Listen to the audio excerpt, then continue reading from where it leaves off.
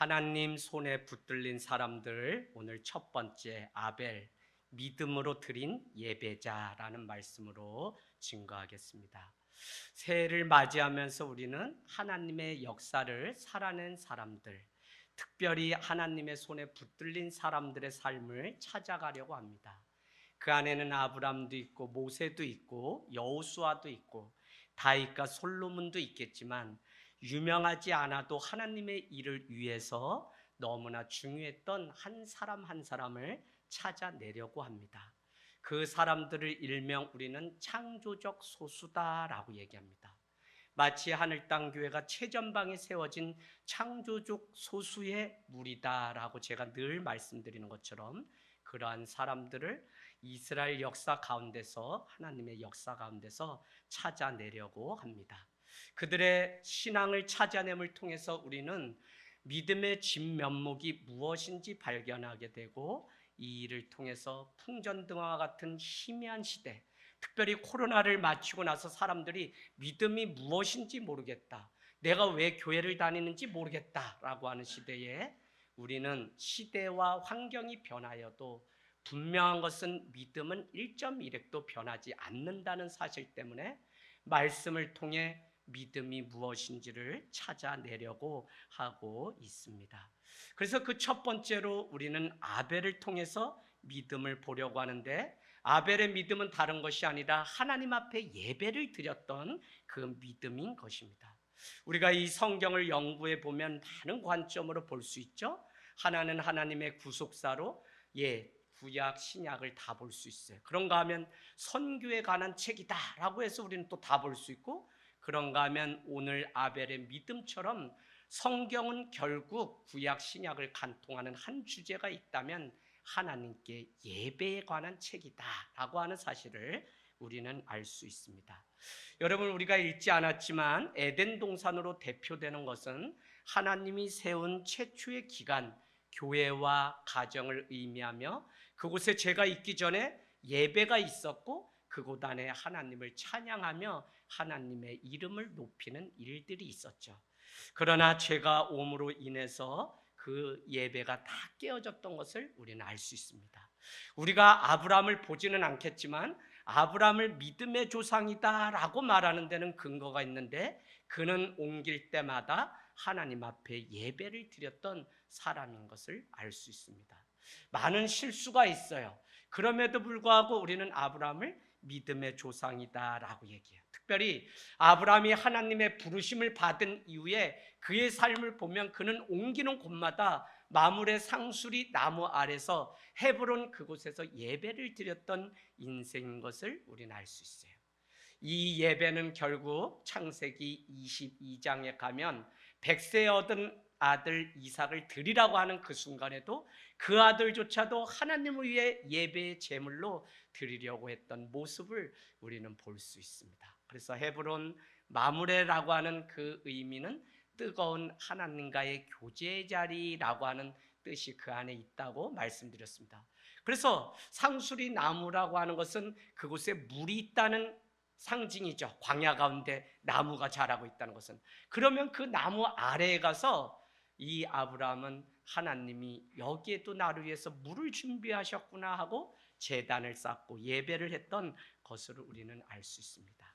창세기 12장 6절 7절, 그를 부르고 그는 하나님 앞에 예배를 드리게 되는데, 가장 먼저 했던 것이 무엇이냐? 12장 6절 7절, 아브라함이 그 땅을 지나 세겜 땅 모래 상수리 나무에 이르러 그때 가나안 사람이 그 땅에 거주하였더라. 여호와께서 아브라함에게 나타나 이르시되 내가 이 땅을 내 자손에게 주리라 하신지라. 자기에게 나타나신 여호와께 그가 그곳에서 뭐를 쌓았어요? 제단을 쌓았다는 거예요. 그 예배를 드린 인생이 바로 아브라함. 그래서 수도 없는 실수를 했지만 그는 예배자였기 때문에 믿음의 조상이라고 하는 그것을 지금까지 우리가 부르고 있다는 것입니다. 여러분, 아담과 하와가 결혼해서 자녀를 낳게 됐는데 가인과 아벨이죠. 그래서 오늘 우리가 읽은 말씀 보면 첫째가 가인이고 둘째가 아벨입니다. 가인은 농사를 짓는 사람이고, 아벨은 목축업을 하는 사람인데 양을 치는 사람이었다는 겁니다. 그런데 오늘 말씀을 읽으니까 3절에 세월이 어느 정도 지난 후에 가인은 땅의 소산으로 제물을 삼아서 여호와께 드리고, 아벨은요 4절에 보니까 양의 첫 새끼를 그와 같이 그 기름을 하나님 앞에 드렸다는 것입니다. 그런데 가인 그 뒤에는 드렸는데 받았다라는 말씀이 없는데 4절 말씀에 아벨이 드렸는데 아벨의 것은 여호와께서 받았더라라고 기록해 놓았다는 것입니다. 여러분, 우리는 똑같이 예배를 드리는데 어떤 것은 받고 어떤 것은 받지 않았다라고 하는 이것이 심각한 문제입니다. 오늘 우리가 수도 없는 예배를 드리는데 만약 내가 정성껏 준비해서 드렸다고 생각하는데 그 예배를 하나님이 받지 않았다면 여러분은 어떻게 하시겠습니까? 1년 농사와 목축을 통해서 수고한 그것을 하나님 앞에 드렸는데 하나님이 받지 않은 것이죠. 자기 딴에는 정성을 다해서 드렸다고 했는데 왜 하나님이 받지 않으셨는지를 우리는 여기에 포커스를 두고 찾아보아야 되는데, 우리는 히브리서 11장 4절로 가보겠습니다. 성경 어디를 찾아도 이것보다 정확한 그 이유는 나와 있지 않은데, 믿음의 장 신약 히브리서 11장 4절, 신약 11장 4절, 믿음장이라고 그렇게 말씀합니다. 히브리서 11장 4절 우리 한번 같이 한 목소리로 읽도록 하겠습니다. 시작. 믿음으로 아벨은 가인보다 더 나은 제사를 하나님께 드림으로 의로운 자라 하시는 증거를 얻었으니 하나님이 그 예물에 대하여 증언하십니다. 그가 죽었으나 그 믿음으로써 지금도 말하느니라. 아멘. 하나님이 아벨의 제사를 받은, 예배를 받은 이유는 한 가지인데 믿음으로 드린 예배였기 때문에 받았다는 것입니다. 목사님, 다 믿음으로 드리지 그럼 믿음으로 안 드리나요? 했는데 하나님이 보시는 믿음은 다른 데 있었다는 사실을 우리는 알 수 있습니다. 여러분, 우리가 개척을 해서 여기까지 왔는데 많은 분들은 이 예배도 또 불편할 수 있어요. 내가 경험한 그것과 다르기 때문에 또 불편할 수 있어요. 조명이 더 밝았으면 좋을 수도 있어요. 아니면 마이크 소리가 더 컸으면 좋을 수도 있어요. 아니면 목사님이 180 이상 커서 어디서든지 다 보이면 좋을 수 있어요. 그런데 믿음으로 드리는 이 예배는 조명이 꺼지고 마이크가 없어도 하나님은 그 예배가 믿음으로 드린 예배라면 그것을 받으시겠다는 것입니다. 할렐루야. 그러니까 우리가 예배를 어떻게 준비해서 드려야 되는지를 오늘 우리에게 가르쳐 주는데, 저는 하나님이 찾으시는 예배는 분명한 제 확신은 무엇이냐면 하나님의 말씀 앞에 청종하는 사람들이 모인 예배라면 하나님이 그 예배를 가장 기뻐하실 것이 분명합니다. 하나님이 말씀하셨기 때문에 그 말씀 앞에 내가 순종하고, 하나님이 말씀하셨기 때문에 내가 아멘으로 주의 뜻을 따라 살아간다면 그 가운데 하나님이 받으시는 예배가 될 것이 분명하다는 거죠. 하나님이 말씀하셨을 때 내 안에 나도 모르는 성령님께서 날마다 듣는 말씀인데 회개를 시켜주셔서 이전에 내 삶이 한낱 죄 가운데 살았던 것을 깨닫게 되는 그 예배라면 하나님이 그 예배를 기뻐 받으시겠죠. 저는 나의 것이 들어가면 우리의 이 예배는 시험거리만 찾아와요. 여러분, 예배를 드리기 전에 항상 나의 마음을 살핀 후에 이 성찬을 하고, 나의 마음을 살핀 후에 말씀 앞에 나오고, 나의 마음을 살핀 후에 봉사를 해야지, 내 마음을 살피지 않고 내 마음에 하나님의 성전으로 준비되지 않으면, 그러면 그 자리에 뭐가 있냐면 내 의가 들어가기 때문에 그 예배는, 그 봉사는, 그 헌신은 하고서도 시험이 찾아오는 것을 많이 봐요. 그래서 똑같은 말씀, 똑같은 예배를 드렸는데도 어떤 사람은 은혜가 되고 어떤 사람은 은혜가 되지 않는다고 말하는 이유는 무엇이냐면 내 마음이 어떻게 준비되었느냐에 따라서 그 예배가 내 삶 가운데 다르게 다가온다는 것입니다. 할렐루야. 그래서 우리 삶 가운데 예배를, 아벨이 예배의 예배자로 섰다고 하는 그것은 그의 믿음으로 드린 그 마음이 달랐다는 사실을 우리에게 가르쳐주는 시사하는 바가 큰 거예요. 그래서 우리가 그냥 예배가 아니라 하나님 앞에 하나님이 주인이 되는 예배. 오늘 뭐 이 예배에 뭐 더 큰 강대상이 있고 마이크 소리도 빵빵하고 좀 제가 딱 멋있는 것도 있고 딱 그래서 예배 드리면 좋겠죠. 그런데요, 하나님 자체가 위대하시고 하나님 자체가 이미 스펙타클한데 그 자리를 목회자가 빼앗고 사람이 빼앗고 내가 그 자리에 빼앗아서 내가 주인공이 되는 예배가 되면 그건 잘못된 예배가 된다고요. 할렐루야. 그래서 예배는 그냥 주님만을 높여드리는 믿음의 그 예배. 내가 만약에 이 자리에서 주인공이 되는 스타와 같은 목회를 한다면 사실은 저는 목사가 아니라 우상 숭배입니다. 그 많은 사람들이 아세라, 바알 앞에 예배했던 것처럼 우상을 섬기는 자들이 여러분이 돼요. 그러니까 저도 깨어 있어야 되고 여러분도 깨어 있어서 하나님이 찾으시는 믿음으로 드리는 이 참된 예배에 우리의 삶을 드리는 2024년도가 되기를 주님의 이름으로 축복합니다. 나름 다 정성을 들여서 드린 예배일 텐데 하나님이 받으시지 않는다. 사실 나의 기준이 하나님이 분명하다면 하나님이 받으시지 않는 이 모습을 보고 가인은 내 안에 무슨 문제가 있는지를 살피고 주님 앞으로 돌아와야 되죠. 그러나 이 예배를 드리는 기준이 내가 기뻐야 되고 내가 만족스러워야 되고 내가 무엇인가 여기서 얻어야 되는 그것을 가지고 오는 예배라면 우리는 시험에 들고 하나님을 예배하지 못하게 됩니다.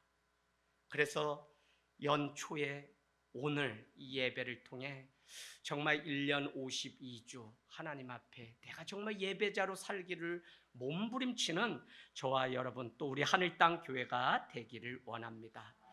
그게 안 되니까 가인은 5절에 보십시오. 몹시 분하여서 안색이 변하였죠. 이에 하나님은 가인에게 묻습니다. 6절에 내가 어찌하여 분을 내느냐, 안색의 변함이 어찌 됨이냐 라고 말합니다.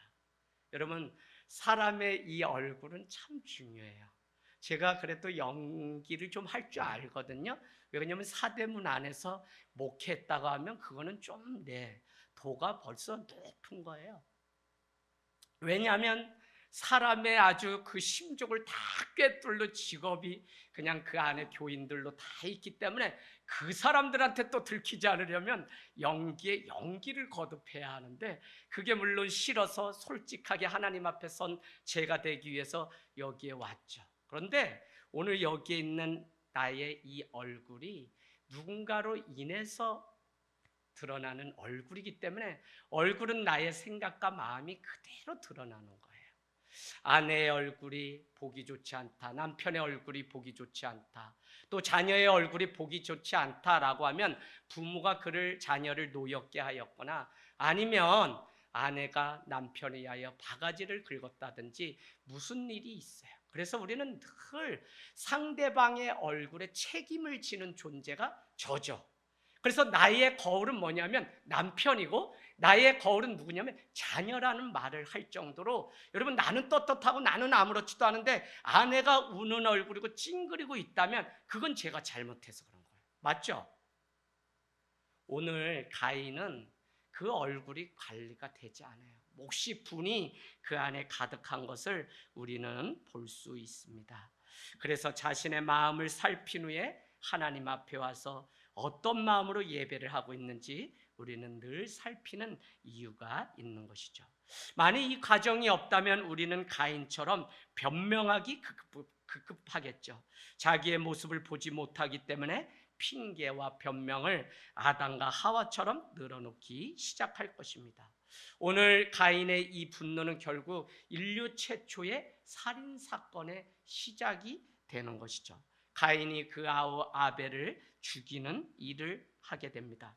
그래서 아우를 돌로 쳐서 죽이게 되는데 9절 말씀에 하나님이 나타나셔서 이렇게 이야기하십니다. 내 아우 아벨이 어디 있느냐 물으니까 내가 알지 못한다고 말할 뿐만 아니라 내가 내 아우를 지키는 자입니까? 라고 하나님 앞에 노발대발 화를 내고 있는 가인, 오리발을 내미는 그 모습은 이미 아담과 하와 3700년 전입니다. 보통 우리가 이 시대가, 그러니까 BC 3700년 전이면 이거는 인류 대대로 오리발을 가지고 우리도 태어났다고 봐야 돼요. 그래서 내가 잘못했는데 인정하기 싫고 그냥 오리발을 이 오리발을 뭐 그냥 사지가 다 오리발이 돼서 아니라고 말을 하고 있는 오늘 가인의 모습을 볼 수 있습니다. 그러나 하나님은 죄 앞에서 얼마나 단호하시냐면 10절 말씀에 가면 내가 무엇을 하였느냐, 내 아우의 핏소리가 땅에서 나에게 호소하는 그 소리를 내가 들었다고 하나님은 정확하게 말씀하고 있습니다. 여러분, 죄는 전염병과 같이 퍼지고 확산이 돼요. 죄는 감출 수 없기 때문에 이게 퍼져나가요. 그래서 죄는 감추려고 하면 할수록 소리를 질러요. 오늘 소리를 질러. 내 아우의 그 소리를 내가 들었다고 말하는 것처럼 죄도 소리를 지릅니다. 그런가 하면 죄를 덮으려고 하면 할수록 내 인생의 길목에 언젠가는 해결하지 못한 그 죄가 나의 발목을 물 때가 있어요. 여러분, 오늘 참 무서운 시대에 살죠. 아무리 그 죄가 가리려고 해도 안 돼요. 저도 이 대문을 막 했는데 이게 되지 않으면 넘어올 수도 없고 문도 안 열리니까 CCTV가 딱 있는데, 사장님 저 이거 문 안 열려서 저 이거 뛰어넘어요? 이 카메라로 다 보고 계시거든요. 어제는 목사님 시청에서 연락이 왔는데 계량기가 엄청 한 주 동안 돌았다는데 어디 새는 것 같은데 봐주세요. 얘 어디 봐야 되네? 목사님 영상통화 통해서 우리 대화합시다. 얘 막 다 돌았어요. 없어요. 소리 안 나는데 목사님 그럼 지하로 가보세요. 지하에 물소리 나나요? 물소리가 막 콸콸콸 나요. 그래서 밸브가 어디 있는데, 아니요 거기 말고요 목사님 조금만 가운데 기둥으로 가세요. 예, 아주 이렇게 충성스러운 종을 우리 이대엽 사장님은 이제 곧 성도가 되셔야 돼요. 그랬더니 낮에 오셔서 또 그거 마무리 져서 3층이 이번 추위에 터져서 물이 많이 샜던 것이 확인이 되었습니다. 죄는 반드시 소리가 나고 죄는 반드시 발목을 붙잡는다는 것입니다. 그래서 죄의 문제가 해결되지 않으면 우리는 살 수 없는 존재가 바로 인간이라는 사실을 깨닫게 되면 오늘 이 문제가 우리는 왜 생겼는지, 오늘 가인이 아벨을 죽이는 이 문제가 왜 생겼는지를 우리는 다시 한번 고민해 봐야 되고요. 그 문제는 결국 예배의 문제였다는 사실을 우리는 아셔야 돼요. 왜 주일 예배를 드리고 우리 삶 가운데 예배가 살아나야만 우리는 주님이 원하시는 삶을 살 수 있느냐? 예배의 문제가 해결되지 않으면 우리는 쉽게 분노하고 사람 죽이는 거요? 저도 죽이고 다 우리 안에 살기가 등등하기 때문에 사울과 같이 사람을 죽일 수 있는 요소가 다 우리에게 있어요. 그만큼 우리가 연약하고 우리는 죄된 모습이 있는데, 예배를 통해 깨어 있으면 성령이 내 가운데 내주하시고 주장하시면 우리는 그런 마음이 아니라 성령님이 기뻐하시는 마음을 말하게 되고 생각하게 되고 품게 된다는 것입니다. 여러분, 저는 우리 안에 살인의 죄가 다 있다는 사실을 늘 생각하면 얼마나 사람을 만지고 사람을 만나는 저 같은 사람이 이 말 한마디를 어거하기 위해서 성령 앞에 날마다 엎드려야 되는지, 저는 그냥 늘 저녁에 기도하는 이 시간이 얼마나 좋은지 모릅니다. 결국은 이 문제를 해결하기 위해서는 하나님과의 관계가 연결되고 소통이 되는 성령의 사람이 돼야 되는데, 그게 바로 뭐냐면 예배죠. 예배 가운데 말씀이 우리 가운데 임하고 믿음으로 드린 그 예배가 될 때 우리가 무엇을 위해서 살아야 가야 될지를 정확히 알고 세상 가운데 나간 삶은 다른데, 그렇지 않으면 우리는 날마다 가인과 같은 죄인의 자리에, 사람을 죽이는 그 자리에 나가게 되는 것입니다.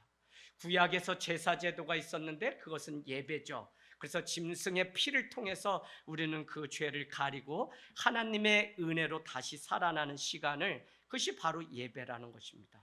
오늘 한 번 드리는 이 예배, 특별히 저는 이 예배를 위해서 여러분이 처음 이 주제를 가지고 드리는 오늘 이 예배, 특별히 각자의 사정이 있고 어려움이 있는데 막 직장 마치고 또 아픈 허리 잡고 뭐 향남에서 여기저기서 달려온 이 예배, 하나님이 올 한 해 우리를 예배자로, 하나님이 가장 기뻐하시는 예배자로 우리를 삼아 주실 줄로 믿습니다.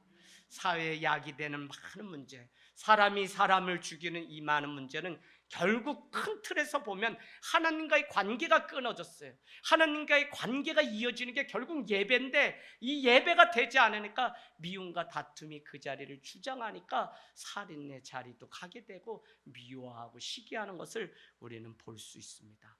가장 큰 것은 사람이 사람을 죽이는 시대에 우리가 살아가죠. 사람의 장기를 파는 시대에 살아가요. 창조 신앙으로 살아가는 우리는 우리를 지은 모든 것이 하나님의 작품인데, 그 하나님이 지은 이 작품을 내 마음대로 목숨을 끊고 사람을 죽이는 이 시대에 산다는 것은 얼마나 예배가 되지 않아서 문제가 가득한지.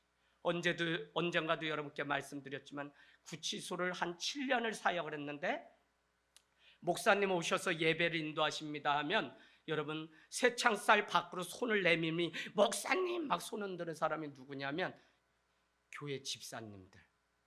놀라워요. 그러면 저도 이해가 안 되는 거예요. 왜 저 사람들이 예수를 믿는데 아니 절반 이상이 교회를 다니는 사람이지? 이건 뭔가 잘못 믿었구나 하는 생각이 들어요. 여러분, 하늘 땅 교회가 그냥 저희가 교회론 중심으로 가려고 하는 교회가 아닙니다. 건강한 교회를 지향하는 것은 균형 잡힌 그리스도인이 되지 않으면 우리는 내가 본대로, 그 본대로라고 하는 것은 무엇 하나만 중요하게 하면 무엇인가를 놓쳐요. 그래서 이 균형을 잘 잡아야 되는데, 이것을 위해서 교회가 천천히 가더라도 우리가 하나님이 원하시는 균형 잡힌 신앙, 제가 늘 말씀드리지만 한국 교회는 하나님 아버지는 중요하다고 가르쳤는데 육신의 아버지도 잘 섬기라고 안 가르쳤기 때문에 믿는 사람일수록 부모 형제들에게 따돌림 당하는 일이 얼마나 많은지 몰라요. 또 말씀드려볼까요?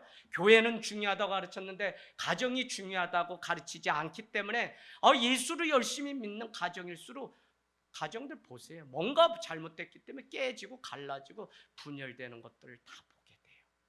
여러분, 예배가 끊어져서 그래요.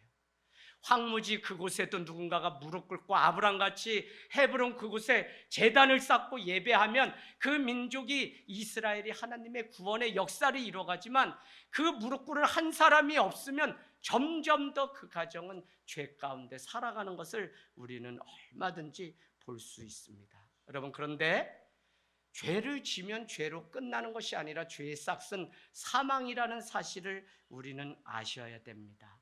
사람들은 무슨 심판이 있어, 무슨 천국이 있어, 사람이 죽으면 그만이지 무슨 말이야 라고 얘기하는데, 제가 현재적 심판, 오늘도 저녁에 지금까지 아이들과 세교 사랑 나눔을 하면서 현재적 믿음, 현재적 부활, 현재적 창조신앙 쭉 같이 나누면서 아이들이 자기 말로 고백하는 일들이 있었습니다. 죄의 싹은 뭐죠? 봉급이라는 거죠. 웨이즈.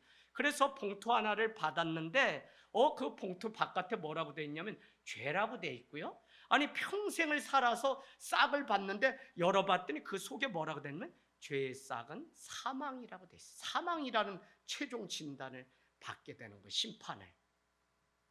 그렇기 때문에 우리는 예배 가운데 승리자가 되지 않으면 날마다 생각하고 말하는 모든 것들이 죄 가운데 거할 수 있습니다. 죄는 타락하면 반드시 하나님의 심판이 있는데 11절 말씀에 가서 여러분 표시해 놓으세요. 뭐라고 돼 있냐면 땅에서 저주를 받을 거라는 거예요. 가인이. 우리가 그렇게 되는 거죠. 12절 가볼까요? 밭을 갈아도 땅이 그 효력을 드러내지 못하니까 뭘 심어도 되질 않는 거예요. 되지 않아요. 자, 그러면서 또 뭐라고 얘기하죠? 더 큰 죄의 결과는 12절에 유리하는 자, 나그네, 방랑자의 삶을 살아간다는 거예요. 죄가 우리에게 주는 특징은 뭐냐면 불안과 방황과, 창세기에 여호와께서 빛이 있으라니 빛이 있었다, 하나님의 신이 운행하심으로 라고 하는 그 말씀 전에 뭐가 있었죠? 창세기 1장 2절 3절 뭐가 있었어요? 그 안에 혼돈과 공허와 흑암이 가능했고 깊음 위에 있었고 하나님의 영은 수면 위에 운행하시느니라 라고 1장 2절이 말씀함 같이 흑암, 공허 이런 단어가 다 뭐라 그랬죠? 길과 관련됐는데 길이 막히고 길이 보이지 않고 길이 닫히고 길이 끊어지고 길이 굽어지고 한 것인데 거기에 하나님의 신이 운행하심으로 빛이 있었다는 것이 창세기의 위대한 선포입니다. 오늘 예배를 통해 우리의 인생 가운데 빛이 찾아와서 빛이 임해야만 우리는 유리하는 자, 방랑자의 삶을 끊어버리지, 그러지 않으면 늘 우리 삶도 불안하고, 뭘 벌어도 불안하고, 뭐가 있어도 불안하고, 더 벌지 않으면 뭔가 불안하고, 내 인생이 불안하고, 아유 오늘 어떻게 될까 불안하고, 늘 불안의 염려가 우리 가운데. 그런데 하나님 앞에 예배를 드리고 주님과 만남의 소통함, 교제함이 있고 주의 말씀이 약속의 말씀으로 내 인생 가운데 들리기 시작하면, 그래, 여기까지도 나를 살려주신 하나님이 내 인생 평생을 책임져 주실 거야 라고 하는 믿음이 우리 안에 생긴다는 것입니다. 그 믿음 가지고 1년을 시작하게 되기를 원합니다. 여러분, 인간에 드리워진 죄로 말미암아서 우리는 안정이나 평안이 없는 것을 우리 스스로, 늘 불안하거나 염려가 우리 안에 찾아온다면 하나님과의 관계를 늘 생각하시고 말씀 앞에 내 인생의 결론을 내리고 말씀으로 내 삶을 점검해야 되는 때가 바로 지금이라고 여러분께 늘 말씀을 드렸습니다. 늘 두려움과 염려로 살아가는 이유는 죄 때문에 그래. 죄 때문에. 죄가 여러분 얼마나, 저는 여러분께 뭐 우스갯소리가 아니라 수박반 600평 그냥 들었다 놨다 해본 적이 있잖아요. 와, 하나님의 심판으로 그냥 한 달간 들키지 않으니까 달밤에 의지해서 수박밭, 그것도 얼마나 사람이, 아니 10살짜리가 그렇게 죄라니까요. 죄인이 되니까요. 그 수박 누가 발견하면 이 단 과자를 누가 먹을까봐, 누구는 우리 동네 사는 애 내 외에는 개밥주다 머리 물린 빵꾸라는 김영호하고 오줌 싸게 김종진밖에 없어. 걔네가 이거 먹을까봐 이게 너무 아까운 거야. 내가 먹어야지. 그러니까 달밤에 가면 한번 수박 깨가지고 그날 한 번만 먹고 버리고. 그래서 한 달 뒤에 일꾼을 15명 얻어가지고 이 수박을 출하하려고 했는데 하나도 안 나왔대. 이거는 뭐 돼지가 삶아도 이렇게 삶는 게 아닌데 누가 삶았는지 작정하고 지키기로 했는데, 저는 죄가 이제는 무서울 게 없어요. 그래서 방공일, 토요일 낮에 이제는 그 밭에 드나들기 시작하는데, 그 집은 우리랑 가까운 아재 삼촌네 집인데, 그 할머니가 얼마나 소리를 내지는지, 하나님의 청청병력 같은 심판의 소리로, 시골에 전기도 없어, 아무것도 없어, 사람도 엄마 해도 어디 가서 일하시는지 찾을 수가 없어, 호랭이가 물어가면 그냥 물려가야 되는 그 동네에서 저놈 잡아라 하는데, 와, 하나님의 얼마나 큰 심판. 그 자리에서 현행범으로 잡혀서 어머니가 너 같은 놈은 이제는 미역국 먹은 것도 후회하고 그냥 핵교도 집어치워라. 가방도 없어요. 저는 책보 싸가지고 다니는데 이것도 다 갖다 엄마가 버리라고, 불사르라고. 이제 너 난 거를 나는 저주한다 그래. 저주, 자기를. 그래가지고 경월 소주 한 개짝을 사가지고 10살짜리가 엄마랑 해서, 그 집은 제가 10살까지 여러분 알고 말아요. 이런 거는 오줌을 싸서 맨날 치를 가지고 이렇게, 저는 7살까지 그리고 엄마 모유를 먹었기 때문에, 왜냐하면 전주이시 효령대군 23대순 종갓집의 아들이기 때문에 끝까지 동생 먹을 때 나도 먹고, 그래서 제가 이 체력이 그래도 받쳐지나 모르겠어요. 어쨌거나 현행범으로 잡혀서 그날 그 산에서 쩡쩡 울리는 저놈 잡아라, 그게 얼마나 크게 들렸는지 죄가 우리를 불안으로 몰아갑니다. 13절 말씀 볼까요? 죄벌이 얼마나 무거운지 가인도 고백하죠. 나에게 놓여진 죄의 짐이 너무 무겁다고 하소연합니다. 그러고는 이 죄 때문에 자기에게 임한 그 두려움이 얼마나 큰지 두려워해요. 14절에는 스스로 고백하기를 주의 낯을 배웁지 못하리니 땅에서 피하여 유리하는 자가 내가 될 것이며, 그리고는 자기를 만나는 자가 자기를 죽일 거라고 하는 그 두려움 가운데 살아가고 있는 모습을 볼 수 있어요. 아니, 사람이 나를 죽일지 모른다고 생각하고서야 어떻게 살아요? 무얼 먹어도 맛없고 잠을 자도 자는 게 아니죠. 그런데 가인은 오늘 보니까 14절에 이렇게 말씀합니다. 주께서 오늘 이 지면에서 나를 쫓아내시온즉 내가 주의 낯을 배웁지 못하리니 내가 땅에서 피하며 유리하는 자가 될지라. 물은 나를 만나는 자마다 나를 죽이겠나이다 라고 스스로 죄에 대한 심판의 그 결과가 무엇인지를 읊조리고 있는 것을 볼 수 있습니다. 그러니 얼마나 평안도 없고 불안 가운데 무엇을 해도 기쁨이 없이 그 가운데 살아요. 여러분, 이거 가벼운 거 아니고요. 우리가 하루 살아가면서 내 안에 불안이 오고 짜증이 오고 염려가 오고 하면 하나님과의 관계를 빨리 생각해 보셔야 돼요.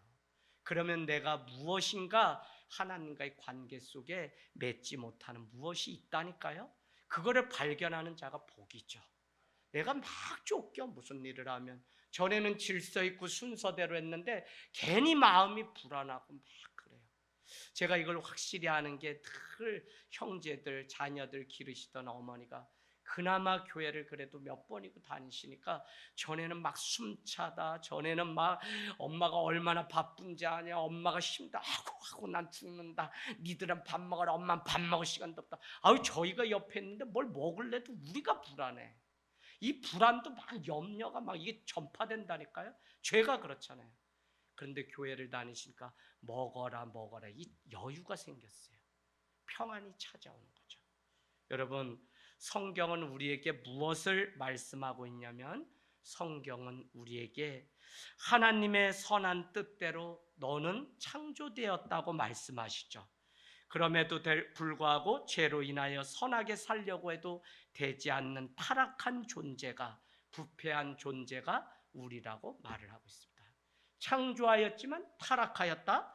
그런데 타락에는 반드시 심판이 있고, 하지만 주님은 타락한 인간을 향해서 긍휼을 베푸시는데 그것을 우리는 구속, 리뎀션이라고 말을 하죠.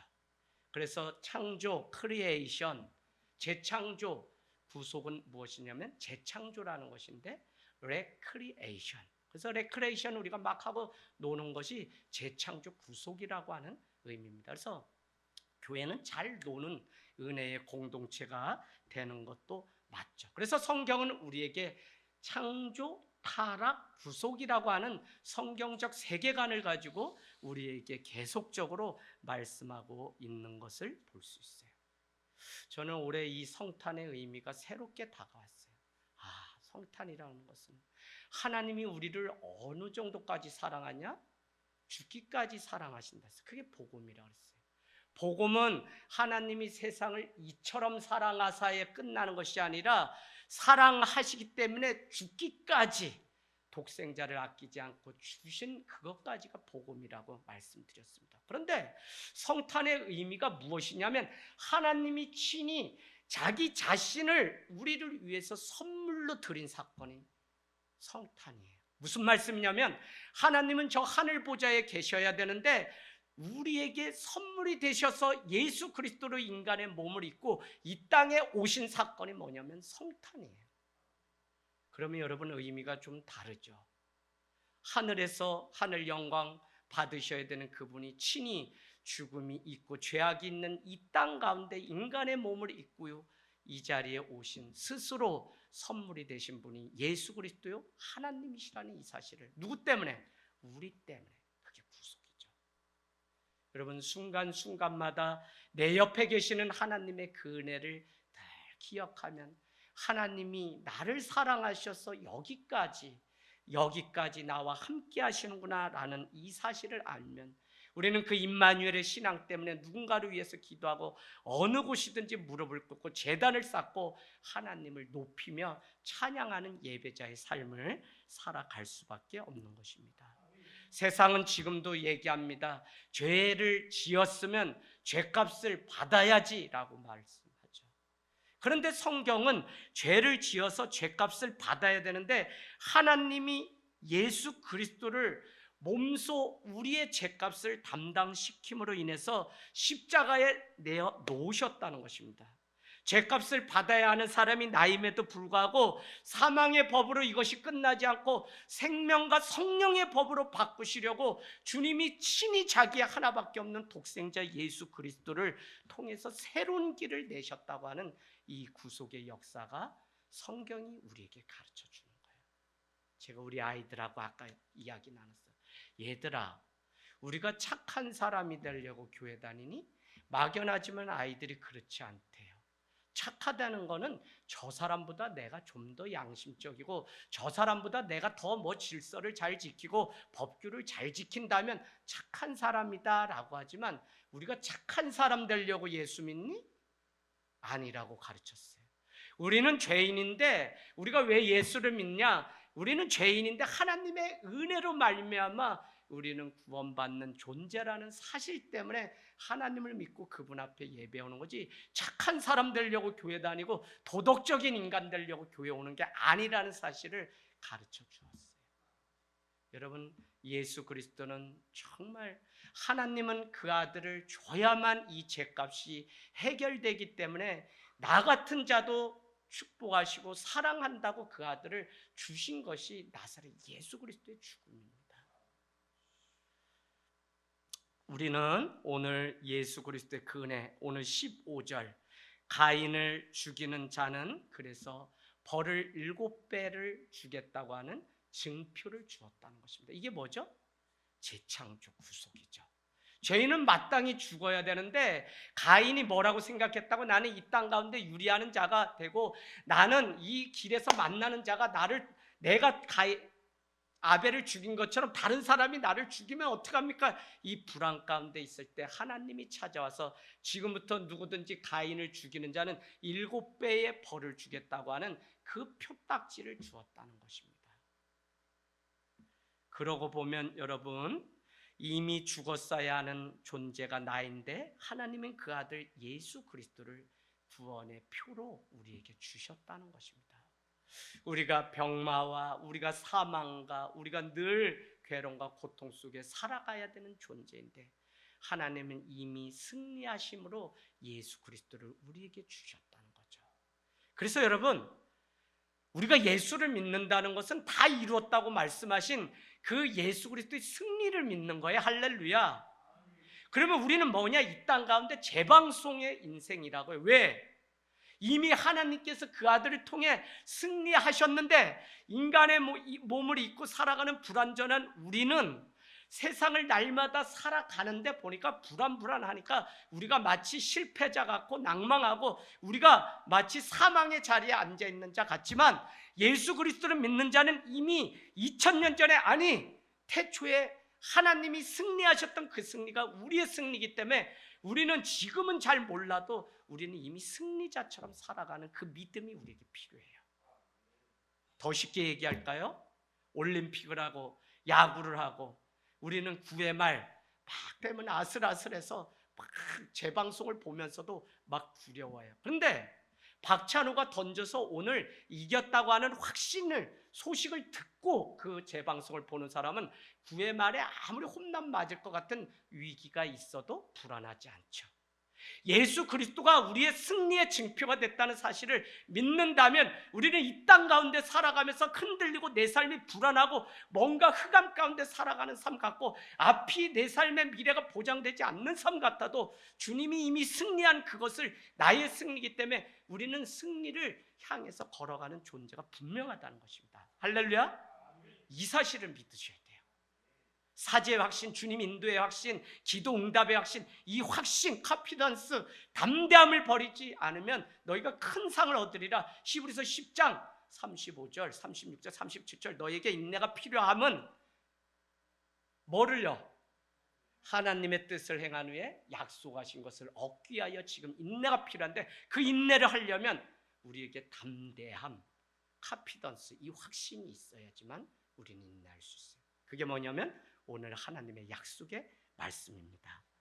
자, 오늘 죄의 결과 우리가 볼까요? 에덴 동쪽의 16절에 보니까 어디에 거주했다고 해요? 자기를 위하여 노땅, 노에 써놓으세요. 유리방랑이라고 써놓으세요. 유리방랑.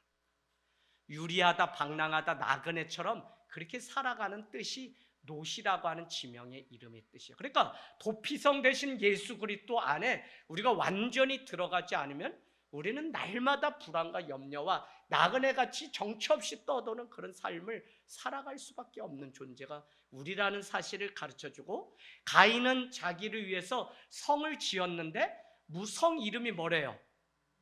에녹성. 왜 자기 이름을 따서 가인성이라고 했는데 에녹성이라고 한 거죠? 사람들이 자기를 향해 죽음이 찾아올까봐 그것을 교묘하게 가리기 위해서 가인성이 아니라 에녹성이라고 이름을 지었던 것을 우리는 알 수 있습니다. 여러분, 오늘 아담과 하와가 그러나 다시 동침하여 누구를 낳았어요? 셋을 낳았다고 했죠? 거기 말씀 한번 우리 쭉 찾아볼까요? 어디요? 25절에 셋을 낳았어요. 근데 그 셋은 다시 뭐죠? 아벨을, 죽은 아벨, 믿음의 예배자 아벨을 대신해 낳은 씨가 셋인데, 셋이 다시 자녀를 낳았는데 그 이름이 에노스. 에노스의 이름의 뜻은 26절에 보니까 그때의 사람들이 비로소 여호와의 이름을 불렀다라고 하는 뜻이 에노스예요. 그동안 죄로 인해서 하나님의 이름을 부르지 못했거든요. 이 세상 사람들이 하나님을 알지 못해서 하나님의 이름을 부르고 예배하지 못했는데, 하나님을 믿는 예배하는 우리를 통해서 특별히 2024년도에 많은 이웃들이 하나님의 이름을 비로소 부르는 놀라운 역사가 있게 되기를 원합니다. 여러분, 에노스, 하나님의 이름을 다시 불렀다고 하는 것은 사망에서 다시 생명이 이어졌다고 하는 이 회복을 의미하기 때문에, 에노스라고 하는 사람은 그냥 쉬운 사람이 아니라 하나님이 여전히 인간을 사랑하시고 죄인된 인간을 살리시려고 그 아들 예수 그리스도를 보내셨구나라는 사실을 우리에게 보여주는 예표라고 할 수 있는 것이죠. 인간의 죄는 가인에게로 연결됩니다. 여러분, 여기서 가인, 여러분 이제 결론입니다. 써놓으세요. 가인의 이름의 뜻은 소유와 얻음이라는 뜻입니다. 소유, 얻음. 아벨의 이름도 또 써놓으실래요? 숨과 허무. 숨 쉬다 때 숨과 허무. 아마 아벨은 예배를 드리고 믿음의 사람인데 그가 숨과 허무라고 하는 이름의 뜻이 있는 것을 보면 많은 사람들에게 그가 죽으면 심판이 온다라고 하는 969세를 살았던 사람 누구죠? 무두셀라라고 하는 그 사람과 같이 어떤 이 경고의 의미, 예배가 없는, 하나님이 없는 삶은 허무하다라고 하는 뜻으로 아벨이라는 이름을 불렀던 것 같습니다. 자, 그런데 중요한 것은 무엇이냐면 우리 인간의 죄악은 무엇이냐면 소유하려고 하는 욕심 때문에 그래요. 소유가 뭐죠? 가인이 소유란 뜻이죠. 얻음이란 뜻이라죠. 또 우리는 무엇인가 얻으려는 욕심 때문에 우리 안에 죄악이 있는 것이죠. 그 안에 인정을 소유하려고 하는 그 욕심이 우리 가운데 있는 것이죠. 우리가 하나님 앞에 정직한 예배를 통하여 우리가 날마다 죽어지고 낮아져야 하는데 우리의 목표가 무엇을 소유하고 얻으려고 하는 그것이라면 우리는 나를 위한 예배, 우리를 위한 예배자로 그러면 또 우상숭배로, 그래서 예배가 예배되지 않는 일들이, 주인공이 마치 내가 되는 이 우를 범하게 된다는 것입니다. 그것이 결국은 살인까지 가게 된 거예요. 그래서 가인의 이름의 뜻은 욕심이다, 소유다라고 하는 그 이름의 뜻, 결국은 욕심 때문에, 소유 때문에 얻기 위하여, 무엇인가를 얻기 위하여 아벨의 제사만 받은 그것을 나도 인정의 욕구 때문에 얻으려고 했다. 아벨을 죽인 가인의 모습을 보면 예배는요, 하나님과 나와의 관계, 예배는요 나와 이웃을 죽이고 살인하는 것이 아니라 참된 예배는 하나님과 나와의 관계인 동시에 나와 형제, 나와 이웃을, 그게 뭐냐면 십자가의 참된 의미입니다. 그래서 그냥 하나님과의 관계가 옳다 이거에 끝나면 안 되고 세상 속에서 야고보서와 같이 행함의 믿음의 자리까지 나갈 수 있는 그 믿음이 있을 때 참된 믿음, 그것이 참된 예배. 그래서 오늘 이 한 번의 예배지만 카타콤 사람들은 그 한 번의 예배, 숨어서 드리는 그 예배 때문에 세상 가운데 한 번 들은 그 말씀대로 살아내는 무언가 다른 것 때문에 기독교가 가장 핍박받던 그때도 가장 기하급수적으로 부흥했던 때가 바로 기독교, 초기 기독교. 그 이유는 말씀대로 살아가는 삶을 보고 이웃들이 감동을 받았기 때문에 그렇다는 것입니다. 참된 예배자가 되시기를 주님의 이름으로 축복합니다.